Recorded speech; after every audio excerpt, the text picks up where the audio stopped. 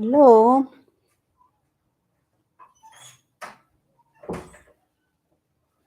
Hello, how are you?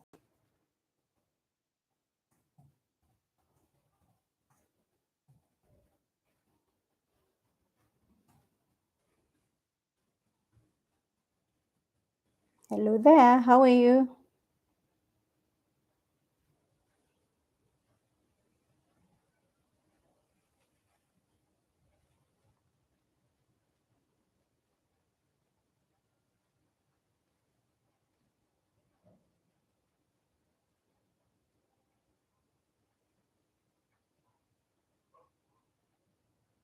Hello.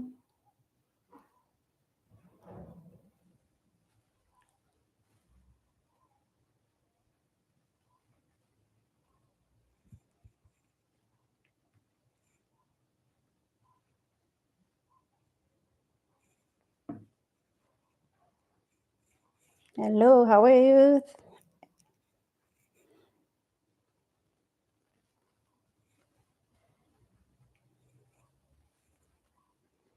I see you, Lameki, how are you?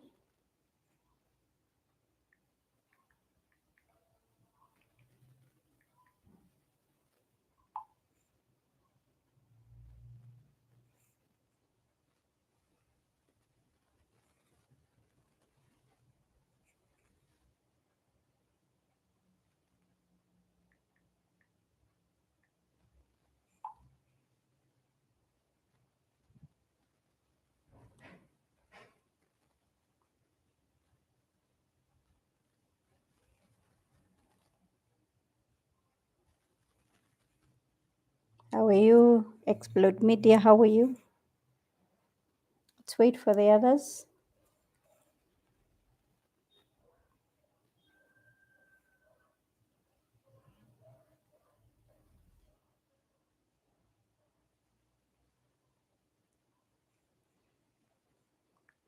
Hello, I can see you. I can see you. So we're excited today to go live and have some conversations. Let's engage on the chat so that we know who is with us. Let's engage in the chat. Just get to know who is with us.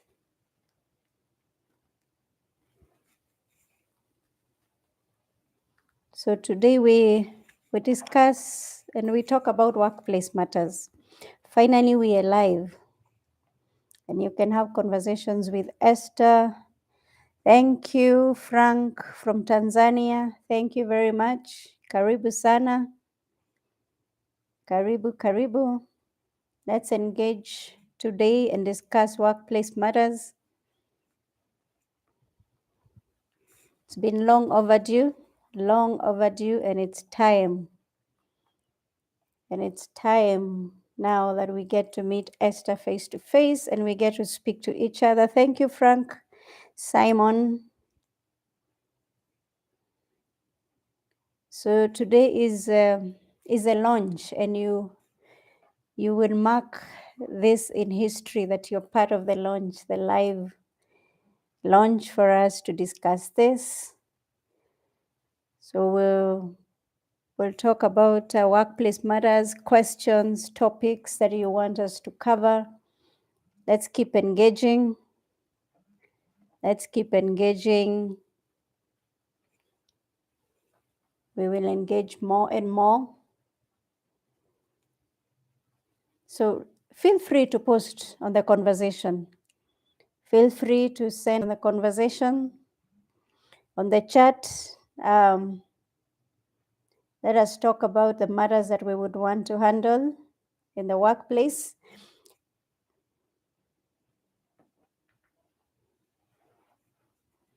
Matters in the workplace. I am still getting quite a lot of conversations.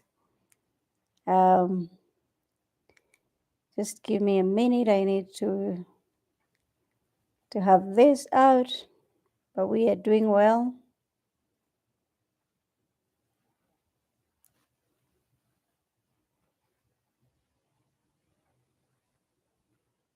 So let us have this going out. so that we can have as many. There have been issues with HR on employee wellness. What are your comments to HR? Simon, I will comment on that. That's a very hot topic. Very hot topic, and I know most people would want to discuss that.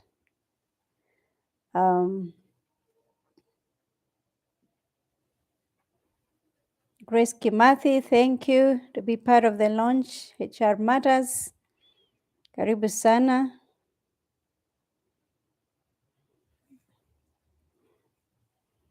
The wellness matters is a big thing that we need to discuss about. We need to speak about this in the workplace.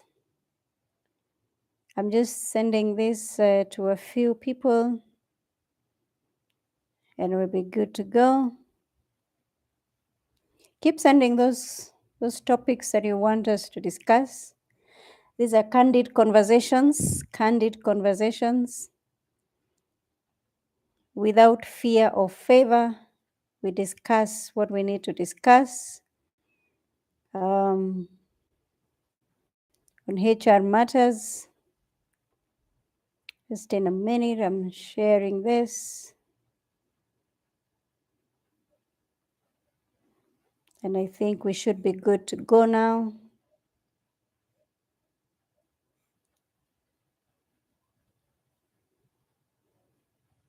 So Simon, tell me, are you in Tanzania or where? Yes, you're in Tanzania. So wellness issues in the workplace in Tanzania, and how the institutions are handling that.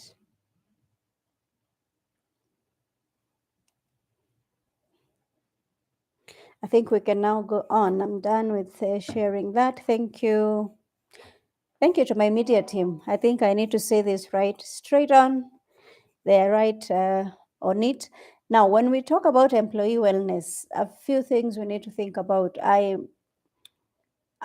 am an ambassador of employee happiness in the workplace. And I am an ambassador that is bold in discussing matters, work environment. We discuss toxicity, we discuss bootlicking without fear or favor, we discuss mental wellness, we discuss employee happiness in general. Now, good. Thank you, Eve. Bogo, lessons from the best. Asante sana. When Simon, you talk about employee wellness matters, it definitely begins and comes from the culture that is set in the organization. Now, there's been a very hot topic that who owns the culture. That's a discussion that we don't seem as HR professionals to get an answer, because when the culture is good, it belongs to the CEO and the rest of the people. And when the culture is bad, it is a HR issue. While HR cannot withdraw from the whole fact, I still believe that culture is driven from the top. And when the leadership is toxic, there's quite a lot that definitely HR can do, but it is limited. Now, I was speaking to a friend today who was saying that she wants to quit because she's tried speaking to the boss about the toxic culture, but the boss says the culture is okay. Well, I think HR, you've seen this famous conversation on the iceberg of ignorance. Now, the iceberg of ignorance says that the top management only gets to know 4% of the issues and the things around the business. Now, you walk into an organization, I think the security guard knows almost everything. They know whose salary has been reviewed. They know who is leaving. They know who is in the business. They know who is getting hired. And they know all the candidates that are coming into the business. Now, if the management does not get in touch with the rest of the people, then they tend to drive a culture that benefits them alone because they live in a cloud of their own. But at the bottom here, everybody knows the real issues. So Talking about wellness now, toxicity is a dangerous thing in an organization, and toxicity is actually spread um, from the top, and especially with the leaders. I think leadership is one thing that we need to talk about, because leaders spread toxicity. Leaders will push people left, right, center in the direction they wish. And an environment that does not foster communication is a toxic environment. An environment that does not foster trust. Now, when your manager, it doesn't have to be the CEO, when your managers give you assignments and they keep micromanaging you, then it becomes toxic, because you're not able to think on your own. You're not able to perform or to deliver on the assignment that they've given you. When there is sabotage in the workplace, whatever you try to do, it's sabotaged, either between your team members or even with the bosses. When there's a lot of, when there's bootlicking in the workplace, now bootlicking is a different conversation. Now, you've seen those workmates that will do anything to please the bosses, including setting you up. Now, unfortunately, bootlicking is rewarded in the current workplaces, and that is promoting toxicity and affecting the environment in the workplace. I have seen people that are rewarded, their salaries are raised because they actually work to defend the bosses. They work to defend, and everything they do is to defend their bosses. Now, I keep saying this in trainings, because I do a lot of trainings, that even the person whose boots you lick does not respect you. Even the person whose boots you lick does not respect you. However, the bootlickers make an environment extremely toxic. Let's keep engaging in the conversation. What happens when an employee is injured at work in an organization without any compensation policy on matters injury? Now, it is not about an organization having a compensation policy. It is a requirement. And I'm wondering whether this is whether you have a HSC, that is a health and safety policy, and whether you have WIBA, because then an employee should be paid through WIBA. That is the Work Injury Benefits Act. That should cover that. So you need to just to report that and make sure as an employee that you have been treated, and when you're treated, keep your records very well and take them to the HR. If they are not taking responsibility, then you take them to the HR. Yeah. And Grace Kabogo has said the OSH Act sets it to cover injuries. Yes, that's the way it should be. You're covered. You cannot say, nobody should tell you that you're not covered. You're covered. And it's not just for manufacturing. I think people need to know that. I have heard people say that injuries are only covered in manufacturing. No, a workplace injury is a workplace injury. Now, talk of drivers who are on transit, as long as they are working and they were in the line of duty, they are covered. So, and if you have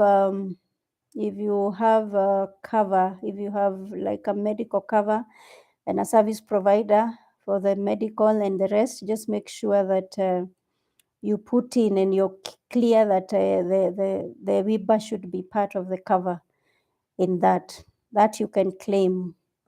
So that we have answered. Thank you, Grace, for that.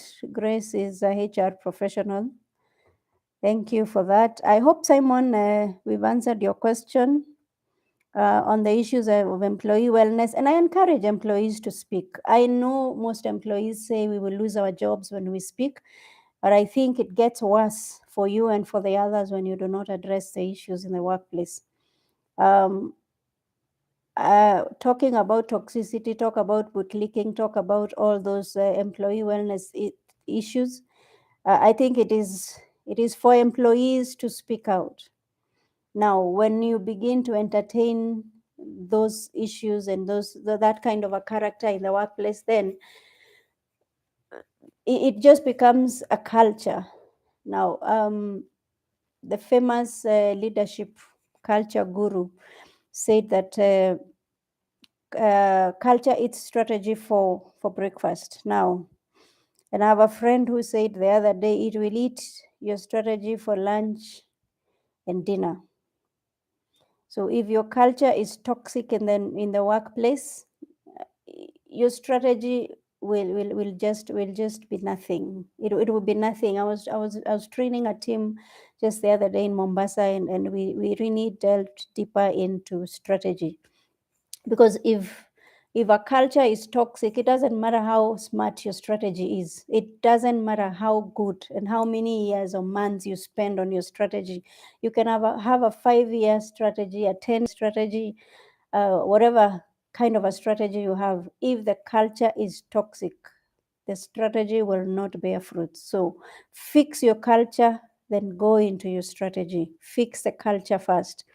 And the leaders need to come down and listen to the people. Now, an organization where leaders just give instructions from the top and they do not listen to the people, there's a danger in that, because people may just do what they're supposed to do and leave it at that. But if people are sold out to the strategy, to the business, then you don't need to push them. You don't need to fight with them. I'm waiting for more questions. Let's keep engaging. Evelyn, how are you? Let's talk. Where are the questions? I'm waiting for the questions. You have been asking me the questions. Helen Ruto, how are you? Who should cater for expenses when an employee is involved in an accident when going to and from work? No medical cover in case. Now, when an employee leaves the workplace, then you are out of work. I think we need to differentiate when you are in the line of duty and when you're out at home. Now, there was a very tough discussion about work from home, and I think that is where most employers now are actually telling employees to go back home, because for those that work from home, there was a discussion and a conversation around injuries in the workplace. Now, I am working from my house if anything happens to me. So who do I blame? Because the employer has given me the permission to work from home. And there were issues about the ergonomics. Some employers definitely had to give employees the seats, comfortable seat, a good desk, the Wi-Fi, the laptop. But is your employer really responsible when you're injured in your house in the kitchen? I don't think that really has anything to do with your employer. The minute you disengage, now, Helen, there's this conversation about employees wanting to disengage with their employers immediately after 5 p.m. So should that go through? If it ever does, I highly doubt if it will. And if it does, I think it will work in the negative for most people. Should that go through, then after 5 p.m., who is responsible? Am I really responsible for you leaving work and going home? I highly doubt if after 5:30, because your contract stipulates an engagement between 8 and 5. After 5, I don't think as an employer we are responsible for that. On your way to work and until you get to work, I will ask Grace, you're still in the house. I don't know what you feel about that. We can engage on that. Simon, you're there as well. So I see a question: who is the keeper of organizational culture? I still believe the culture rests with the top management, with the leadership. Now, when you say leadership, some organizations have the board, they have the CEOs, they have a head of departments, they have other managers. And I think you could have a CEO with the best intention of a culture, but the head of departments are toxic. So who to blame there? But the CEO at the end of the day is the one that should come, or whoever is at the top. I think different organizations have different titles for different people, but the top should really be responsible for the culture. And the danger is that the top sits in their comfort and turns around with their very nice seats and desks, but they never know what happens at the bottom. Now, I have seen CEOs that will come straight to the bottom and engage the people and find out how they are doing, and really, and as leaders, as HODs, as managers, as supervisors, sometimes people feel like the CEO is going down too low. But I think when a CEO or the top leader is able to come down, then they're able to pick the issues on the ground. So for me, the culture would still sit with the top. However, I still believe that we are responsible at every stage. Leaders are responsible. Now, the HOD could have a very good culture, but the next level, who is a junior manager or a supervisor, could be spreading something very different. So it's I think it's totally the responsibility of organizations to continually appraise the culture, and I'll say that because you can still continue checking through with your people through surveys, and make sure your anonymous surveys are anonymous. Uh, yeah, some anonymous are not anonymous. You know what I mean? Um, so that continued engagement with the employees will help you pick the issues on the ground. Now, most organizations don't have the suggestion boxes. You remember there used to be something like suggestion boxes.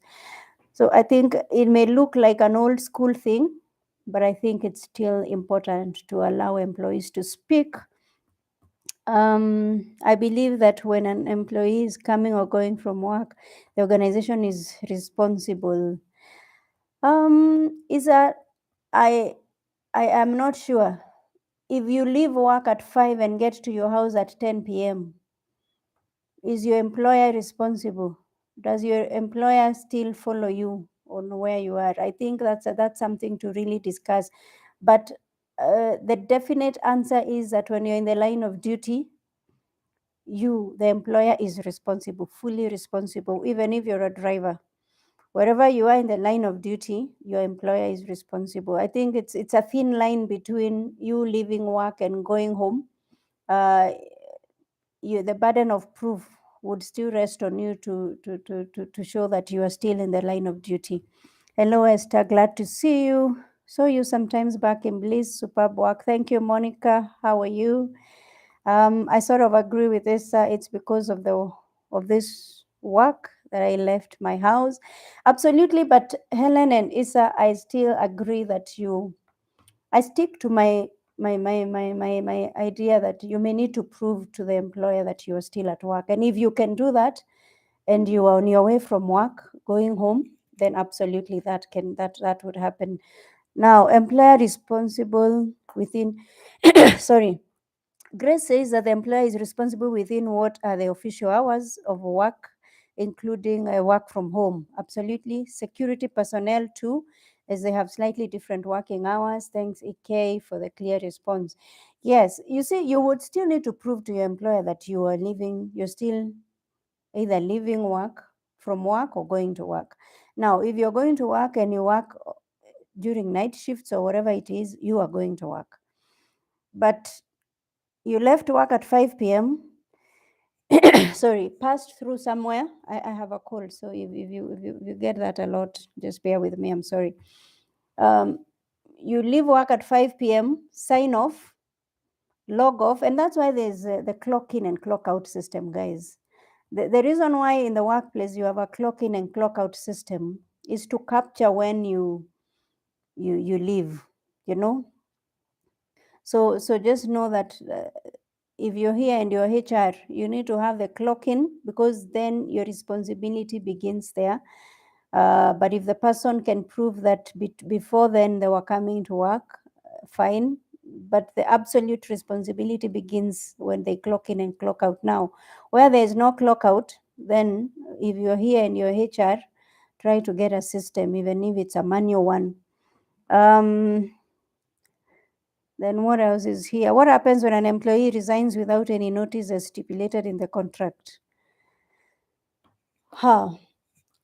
It's interesting. We discussed this last week with a certain team. Now, when an employer terminates you without notice, it's very easy for employees to sue and they want to be paid their notice. But employees also have a habit of waiting for salaries to hit their account and they resign without notice. Now, if you're here and you're HR and your employees resign without notice, now I have not seen a law, and I'm yet to see it, that empowers an employer to withhold the final dues. Now, what the law expects of you is that if an employee leaves without notice, then you can pursue them in court. So as a HR, I keep advising that you need to document. Write to that employee because you have their email, and write to them that you left without notice. You owe the business 1 month or whatever kind of notice equivalent to this amount of money, and we expect this to be paid. Now, whether the employee responds or not, you have done your bit as a HR. Now, then you can engage a lawyer or you can pursue that legally. The employee will be required to pay the notice as long as the contract stipulated that. So you will need to refer to that contract. So write to the employee when they leave without notice. If an employer terminates you without notice, you see the drama that's there. They will have to pay that notice. But when an employee leaves, most of the employers just let go. They just say, leave them, let them just go. But that's not the way it should be. Document it and write to the employee. And when they resigned, because I see here, when an employee resigns without any notice, so the employee writes, did they document the resignation or did they just walk away? And even if they did, some of them will document it when they have been paid their salaries. So you have nothing to withhold. But ensure that you write to them, make a formal communication. Make share differences between casual workers. Casual workers are the people that you pay, either your engagement with them terminates at the end of the day. An employee is a person that you've given a contract for. But now, casual workers if also have contracts. Depends on how long you're engaging them. Now, consultants are engaged for a specific task. Now, I don't think there should be a very big issue between a consultant. A consultant just delivers one specific task. If I'm a consultant and I'm doing recruitment, then I am doing that recruitment and there are terms to that, and I am not in your system. I'm not your employee. So you do not pay for me. I have seen people calling people consultants and they also pay their statutory dues. That's not a consultant. So consultants are not in your payroll most of the time, though I have seen people put consultants in their payroll. For the sake of those who are not deep into HR, I think I'll definitely come with a different session deep for HRs. Let me see what the non-HRs are saying. How do you deal with a boss who leads with personal feelings and not on a professional level? Now, this is a very common thing. Number one, every boss is a human being. It's a very hard thing. I know most people don't want to hear that, and so are you as an employee. You're a human being. However, feelings should not be taken into decision making in the workplace. Now, there are people that are not able to manage their feelings in the workplace, and those are the people that now make a workplace toxic. If especially it's feelings, today they are happy, tomorrow they are not. Today they like you, tomorrow they don't, or they like this person, they don't like this person. Now, it's a very hard place to be. Very hard place to be, Brooke. To deal with a boss that you cannot predict. There are bosses you see at the parking and you know things are bad because you have mastered their feelings. You've mastered how they behave. You've mastered how they respond, you know. But if you're a boss and you're here and you're listening to me, your leadership has nothing to do with feelings. I think it's important that you apply professionalism in what you do. Now, leaders who deal with you with their feelings are dangerous, especially when there are no policies. If there are no policies in the organization, then the policies they are feeling. But if there are policies, then they are bound to the policies. But I think such a boss would need mentorship. Such a boss would need to personally go for counseling to manage their feelings and to be able to separate their personal issues and the workplace issues. For you to deal with them, it's a slippery space to be in. I think it just demands that you handle them with wisdom. You know when to approach them. You know what to say to them. You know how to deal with them. I think that's the only advice I would give you, Brooke. Just know, just understand your bosses. There's something about managing your boss, just knowing what they like. I heard someone say the other day, you just need to know how to massage your boss's ego, but you just need to know what to tell them and at what time and how to say it, because every person just has their own way. So just know when and how to address issues with your boss. I have worked with bosses that really have bad tempers, but when you know when to speak to them, you know when to table a certain issue, because there are issues that you will table that will spark more anger in them. Then I think just understand who you're dealing with and know how to handle them. Most of the employees are now concentrating on industrial relation issues and ignore all issues related to social welfare. What are your comments? What are your comments to HRs who are struggling on that? Industrial relation and ignoring the social welfare of the employee. Now, an employee is a social being. Before you can even bring in your policies and bring in every other law, an employee is a human being and is a social being. I think if you're able to there's a magic around employee and performance. If you're able to take care of employees, you don't need to push them really hard for performance. If they are comfortable, if the environment is good, if they're appreciated, if they are recognized, sometimes it's not even about money. It's just a pat on the back that says, well done, I appreciate you, we appreciate what you're doing. I have personally walked to employees and just given them a pat on the back and said, I know we may not tell you this enough, but we really appreciate your contribution to this company and we recognize you. And that's it. That jumpstarts them afresh.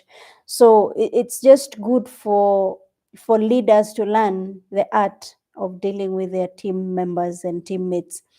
It's usually not much about the money, because employees are actually leaving employers who are paying higher, going for a lower pay because of their mental wellness. So it's important that employers and bosses and leaders understand what is important to their employees and to their team members. So just make sure that your employees are happy. Make sure they love coming to work.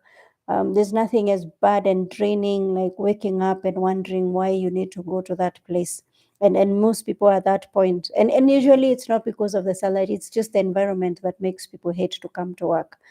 So if you're here and you're overseeing a team, even if it's one person, just make sure that you're the best leader they would ever have. Appreciate them, recognize them, listen to them. It doesn't hurt to even ask them how their families are, or is there anything that you can help in. If you see an employee that is disgruntled, that is disturbed, it's okay for you to take them for coffee and even ask maybe if there's anything in their family that's disturbing. You should really have an eye, understand your employees. I keep saying, deal with people as individuals, don't bundle them up. Deal with Esther as an individual, deal with Simon as an individual, deal with Boniface Musembi as an individual, That way you get to understand me, and you will get to know when I am really distracted, and you can concentrate on me. And that's all employees want. They just want to be heard. They want to be recognized. So how do you handle nepotism by HR?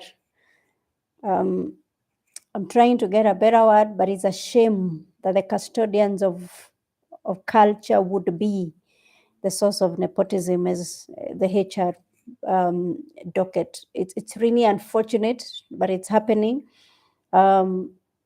I don't know whether you saw a clip of that. Was it a Ugandan or what was it? It was going round of that HR person that was, I mean, everybody in HR was their relative. And the gentleman was asked, is this your cousin? Yes. Is this your sister? Yes. Is this your auntie? Yes. I mean, it's a big shame, because the worst is that the business is finally going to suffer. Decisions will be made from home. I have seen departments that are made up of relatives, and the people in that department or in the company that don't belong to the family really suffer. Unfortunately, the team that has been hired from home do not feel and don't see the need to perform because they are protected now. You end up doing their work, but they take the credit. So it's really a big shame that HR can really do this, Brooke. I don't know how the hiring process is done and whether there are other people in. Is that HR the only person that makes the decisions in hiring? It's quite unfortunate. Then I think you need to look into your recruitment policy, because then the recruitment policy should be able to handle that. However, people get to sneak their relatives somehow, but they are the hardest people to manage because they feel protected. They really don't care. They will not keep time. They will not deliver their results in good time. They delegate to you. Unfortunately, if they are your leaders, then they will give you everything, and then they all have conversations with the HR. So HR's in the room. Let's be responsible people. Sometimes when an employee leaves without notice and they had leave days unused, is it advisable to treat leave days balances as notice and pay them in lieu? Absolutely. Now, Lagat, when an employee leaves and they go without notice, remember they owe the company. Now, when you're calculating the final dues, it's usually the total amount less any money owed by the employee. Now, the employee, then you will need to do that final calculation plus their leave days less the notice. So, and please make sure, there's one thing that most HRs fail to do. Ensure that you share with the employee the final dues calculation.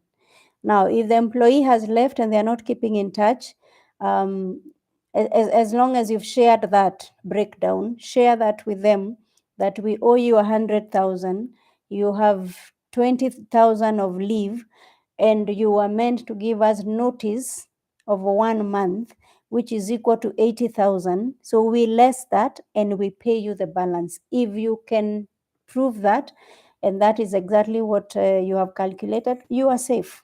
You are safe. I think the businesses should never be exposed because of employees who decide to just walk away. I mean, an employer or your employer is not a kiosk, for lack of a better word. You don't walk in and walk out. So there are policies, the contract stipulates that they should give notice or pay in lieu of notice. So if that is in the contract, go ahead and deduct that money. Why HRs are missing seats in the decision of the companies. I love this one, Frank. Why HRs are missing seats at the decision table. Now, somebody made a joke and said HRs are not at the table, they are on the table. Now, being on the table means you're being discussed.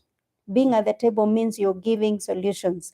Now, HRs are missing the seat. And we are here fighting that we want to be at the decision-making table. We want to be in the boardroom. Now, the language of the boardroom is numbers.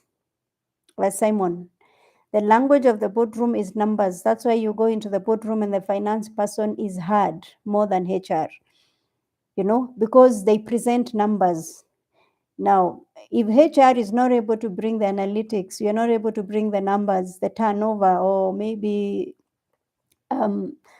the numbers of your teams, the calculations, and the salaries for the year, how much you've reduced, or maybe the turnover rates, all those calculations. If you're not able to speak numbers, then the decisions in the boardroom are not for you. What happens is you get the finance person sits there, the CEO sits there, and other people who speak numbers, the salespeople sit there and speak numbers, and they say we are not able to sustain the number of people we have. So what they do is that they will come back and say, Simon, you're in HR, following our meeting, the numbers are speaking otherwise, that we cannot sustain 200 people.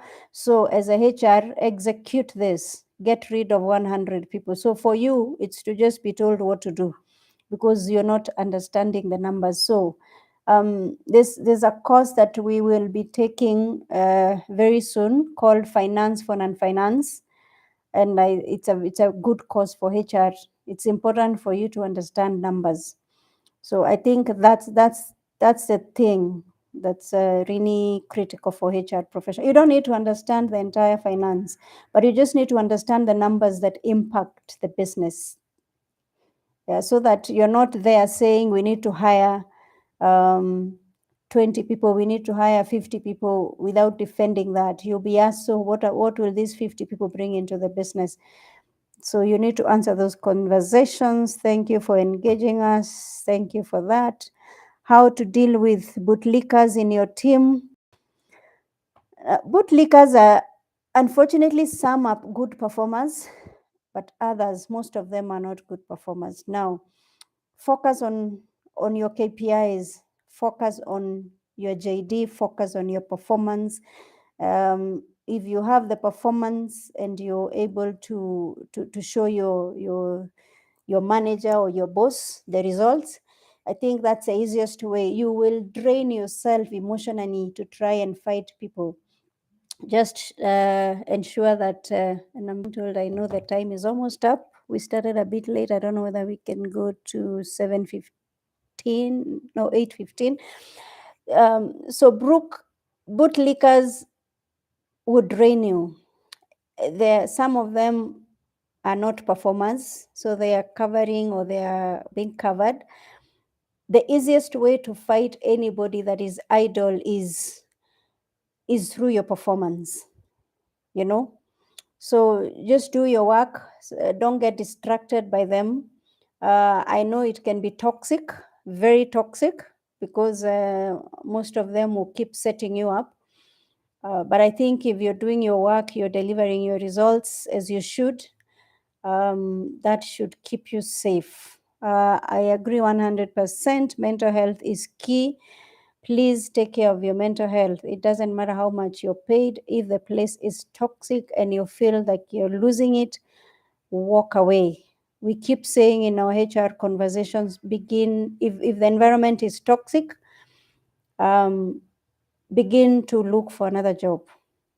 And I with that Helen, that reminds me of the post that I did I think 7 days or a week ago on Job Seekers Beware. I think it's gone to 107,000 impressions.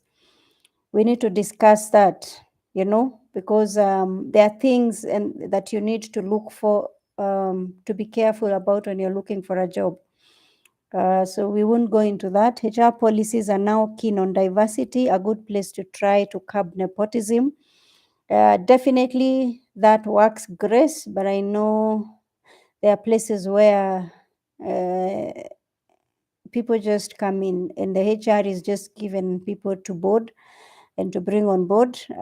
Even with these policies, I think it's good for HR to just that's why I'm saying you need numbers. You see, with the policies, I agree, Grace. With the policies, it's possible for you to say our policy says that we need to have this kind of a number, whether it is gender balance or whatever. We need this number in this and this area. So we are moving maybe on the extreme with this kind of numbers.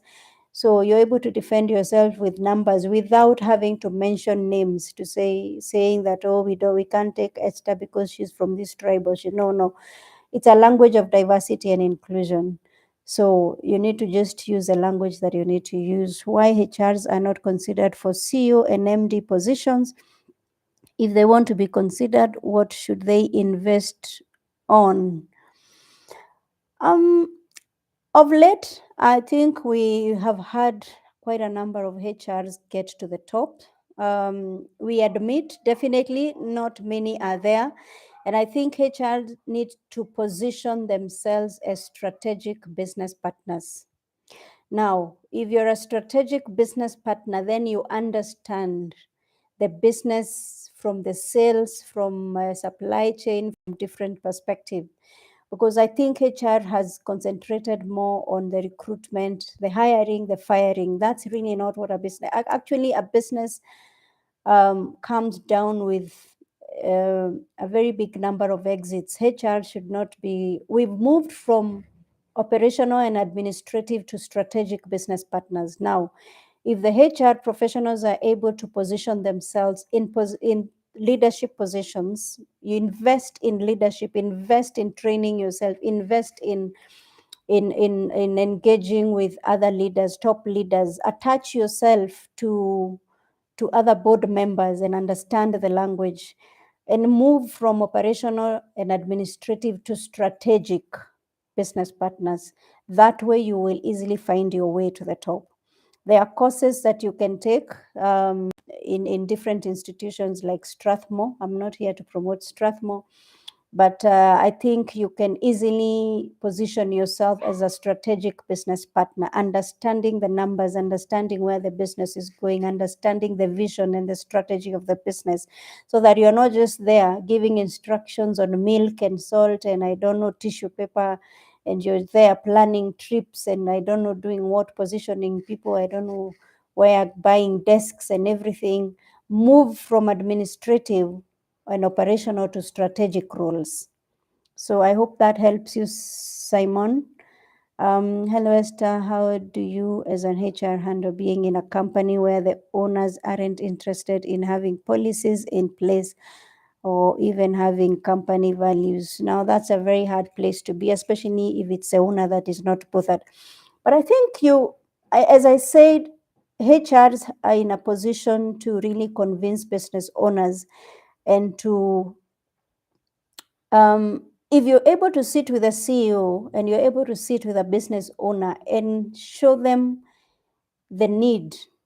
You see, the thing is, when we go to business owners and investors and whoever it is at the top and present policies as a policing thing, as something that works against a business, then they will resist them. But if we go to them and show them the benefits of a policy for the business, then I think it's easier for them to buy in. Getting the buy-in for the business owners is very important. You can't go to a business owner and say that, when we have these policies, these policies will make sure that we are compliant. Now, if the business owner doesn't want to be compliant and you're trying to show them that the policies will help them, will get the KRA into the business or any other person, then they will not show you, they will not take them. But if you present policies and processes as a solution for business and a place, like you're positioning a business into the market, I think they should buy that. It's how you present it. Is it for their good or is it working against them? So if it works for them, they will buy it. If it's working against them, they will not take it for a fact. It's how you present it. If HRs want to become CEOs, they must understand production, supplies, budgeting, marketing, sales, and leadership. Thank you. Now, integrity is a key skill for HRs, but it is becoming hard for them to master, especially in matters related to finance. What are you advising them for their future professional? Becoming hard for them to master, especially in matters related to finance. What do you mean? It's becoming hard or HRs are not becoming trusted in finance or something? Simon, what do you mean? Integrity is a non-negotiable, not just for HRs. Guys, integrity from CEO all the way down is a non-negotiable. It's not just for HR. As you clarify that, let me just talk about, yes, especially in handling cash. Where does HR handle cash? HR should not even handle cash in the first place. And even if they do, integrity is an non-negotiable, even for a finance person. I've also seen finance people mishandle cash. I have seen salespeople collect money from clients and just disappear with it. I have seen supply chain people mishandle cash. I think in totality, integrity is an non-negotiable for any person. Everybody must have integrity. How then do people trust you? How are you? And is it integrity for HR? I think is bigger on the data that we handle. I think we handle more data, we handle more information than cash, unless the HR is the person paying. Because I know organizations that tend to combine HR and finance. I think that's where the problem could be. But even given that, I think integrity is a non-negotiable for anyone. So, in the interest of time, it is now 8:03. What are your thoughts on HR shared services? Hey, Simon, we need to have a one-on-one conversation with you. I like your questions. HR shared services.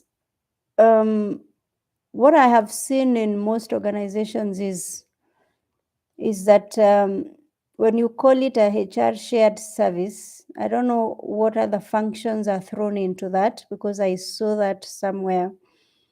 And the HR is shared between a certain businesses that tend to have a group. Then they have another business, then they have other 3-4 businesses. And what they want to do is save on cost. Just have one HR who is spread too thin. Policies, if you're able to, if it is one business, it's a group of companies, I think it's for the HR, it's wisdom to just have policies that run across. It's very easy unless the businesses are different industries, and that would really strain you. But if the businesses are run by the same people and the shared services are across a similar business, I think it's very easy for you. It's a copy and paste thing. You just need to manage the employees from one end to the other, but with the same policies and processes. Don't spread yourself too thin trying to reinvent things that you have already done. I think you can always apply specific, most of the things that we do in HR, most of the policies and processes, and Grace in here would confirm. I think those are things that really can cut across different industries. You just need to tweak one or two. Depends on how big the business is. You could always can save on cost. I like that. Is that, yeah. So you could always borrow from one to the other. Yeah. So that you don't also overstretch yourself. Don't overstretch yourself. Most policies are just copy and paste. And I keep saying, in this era of virtuals, you can easily get people together. You can get leaders together. You can get teams together from different places. We are here. We have people from Tanzania on this call, so we are speaking to different people in different places at the same time. So it's easier to also train, to align them, and to get their feedback. Now, yeah. So I think that is it. I don't see any other question. From my media team, I know I've been told, and we are in agreement that this is going to be a weekly thing. It's going to be fireside chats on Wednesdays with Esther. So keep your questions coming. Thank you very much. Unless you have something else to say there. Thank you, Helen, Grace, Simon, Marie, Elvis, Simon again. Simon is my good buddy. Simon, we need to do HR together. I think I need to come to Tanzania very soon. RT, thank you very much. It is 8:07. I had asked for up to 8:10 or 8:15. So can we close now? Okay, Simon. Thanks, Esther Katiba. I will keep checking on you on different matters. We insist on webinar trainings with reasonable price. Absolutely, they are coming. We are now full blast. You are part of the launch. Count yourself as part of the launch of Conversations with Esther. And anytime we have a training, I know the admin is on call. Mark these names. Whenever we have a training, please give these people that are part of our launch a discount. Helen Ruto, I know you will catch me on that one. You see, when we come on call and we make promises, now my media team is saying you keep making promises, but you see, it's as good as sealed, right? Yeah, I value my launch team. Asanteni sana. Thank you, everybody. Do we go now and have some time with family? And then we can meet again. Yeah, I know, Helen. Why? I know you will keep asking for those discounts in the webinars. By the way, on I think where is the admin? We can post here on 3rd of May. We definitely will be having. Hi, Charles. How are you? We will be having a webinar, and it's absolutely free. Conversation, of course, conversations with Esther, but the theme is the CEO's perspective on toxicity. Now, we've talked about toxicity, left, right, center. We have talked to employees. We have talked to everybody else that is actually facing and feeling the heat of toxicity. Now, this time round on 3rd May, admin, where are you? Please post the timings.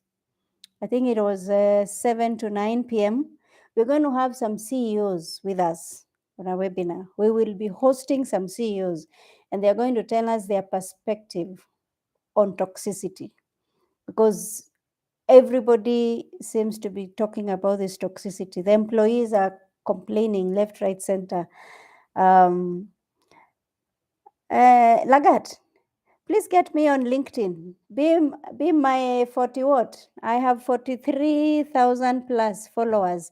Please follow me there on LinkedIn and talk to me and give me a chat. Follow me on LinkedIn, Esther Katiba. I don't change my name. My name is the same. You go to Facebook, Esther Katiba. You go to LinkedIn, Esther Katiba. You come here, Conversations with Esther Katiba. That's how real I am. So follow me on LinkedIn. Please subscribe to our YouTube if you have not subscribed, so that you get that notification. On LinkedIn, Esther Katiba. Follow me there. Let's talk there, Lagat. And Simon, let's talk. I know you're saying you keep in touch. Charles Thiongo, thank you for joining. So 3rd May, I think so. Just allow me to confirm this as we go on my calendar. Thank you, Lagat. Should be 3rd May, shouldn't? Yes, the CEO's perspective on toxicity. Let's listen to the CEOs. Let's put them on the carpet as well. We want to know if they know about this toxicity, or we are just assuming that they know. They need to answer this question, and it needs to stop, right? At least reduce, even if not stop. So that's it. Asanteni sana. I've been told by my media team, please finish. So bye-bye, guys. Thank you. See you then. Keep checking on our LinkedIn. You'll find the posters for any event or any webinar that we have, as well as our YouTube and the Facebook and Instagram Conversations with Esther Katiba. Asanteni sana. Allow me to end this. Have a good night.